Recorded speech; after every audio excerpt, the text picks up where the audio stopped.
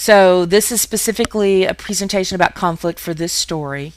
So conflict is basically, when we're looking at literary conflict, I mean, conflict is war, right? It's a battle of some kind. In literature, we're looking at a struggle between two forces, right?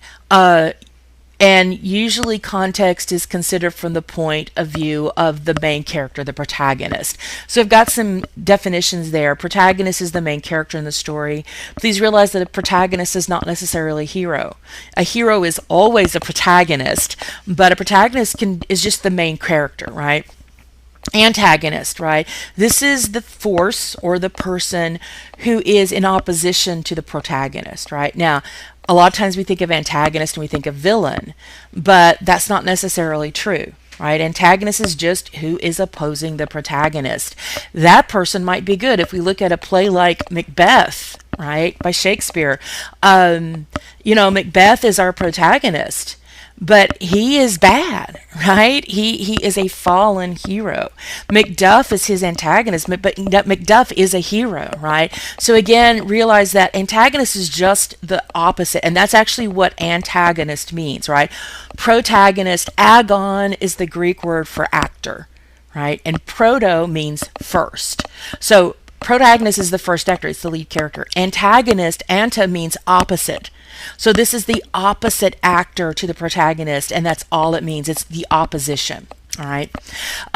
So again, when we look at conflict, we can have internal or external. I'll talk about that in a little bit. And we need to find out, what is going on by asking, what does this group or character want, and what gets between that person or group and what they desire or need. Right? And realize that in long works, you can have multiple conflicts. You can have secondary characters that have their own kind of side story. In long novels or epics. I mean, if you've seen Lord of the Rings, for example, Frodo is really the protagonist because everything depends on him destroying the ring. If he doesn't destroy the ring, it doesn't matter what Aragorn or any of the other people do in the story. Sauron will win, right? So he is the main protagonist in that epic, and Sauron is his antagonist, right? But you have all these other important stories like Aragorn's story, right? And so he himself is also an important character, and at times the story focuses on him and his conflicts. So sometimes in big works you can have multiple conflicts and you can focus on them. But this is a fairly short work, and really the narrator is our main protagonist. So we're looking at it from his point of view. So we talked about external and internal conflicts. So under internal, there's only one kind of conflict, and that is person versus self. So in this kind of conflict, the thing that's getting in the way of the protagonist getting what he wants is himself, right? So if I want something, but I'm, greedy, then maybe I don't get it because it's on my own greed that brings me down, right? That's what we're looking at there. Under external conflict, we're looking at anything that's outside of the protagonist that is causing problems. So one kind might be fate or God. So there's some kind of spiritual destiny kind of thing that is challenging the protagonist. The other kind is there might be an actual individual antagonist. It's, kind of like in Star Wars, Luke versus Darth Vader, right? That's a very one-on-one kind of conflict, right? It might be person versus society. So this is where the person is going up against social rules. So that could be law, that could be tradition or culture, right?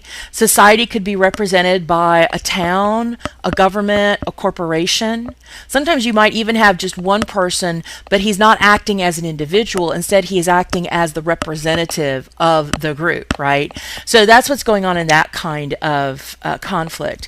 Person versus nature is where it's a natural force. So if you've seen the movie Jaws or the movie Twister, right? Those are two examples of person versus nature, but they represent two subtypes, right? So in Twister, where the meteorologist is fighting the tornadoes and he's trying to figure out a way to figure out what's going on, right? The tornadoes are not malevolent, right? They have no intent to destroy. They're just natural events, right? But in Jaws, that shark has intent. It is considered evil, right? It's just not an animal that's out there kind of killing because it's its natural thing. This shark actually seems to be very evil. And so that's the second kind of person versus nature, when nature is out to get us with intent, right? Person versus supernatural. This is where sometimes this supernatural is now added to the fate slash God, because we kind of think of that anything that is not of this world. So we think of things like fate or deities as not really necessarily being in the world with us. They are external to it. But definitely supernatural is otherworldly. It could be aliens. It could be ghosts, right? And then person versus technology. This is where this thing is maybe man-made. It's not nature. It's something that has been created. And so, if you think about the Matrix, where it's the computers, the AR that humans created, or the AI that humans have created that have turned against them. But if you're watching the Flintstones, right, back in the prehistoric times, and let's say Fred is driving and his rock wheel breaks down, that's also a kind of person versus technology. So technology does not necessarily mean modern technology. It's just anything that has been created by someone. So it could be a gun, it could be a bow and arrow, whatever. Okay, so these are the kinds of conflicts. And I think when we look at these, and we're going to look at them here in a little bit, well, let me go ahead and do that. So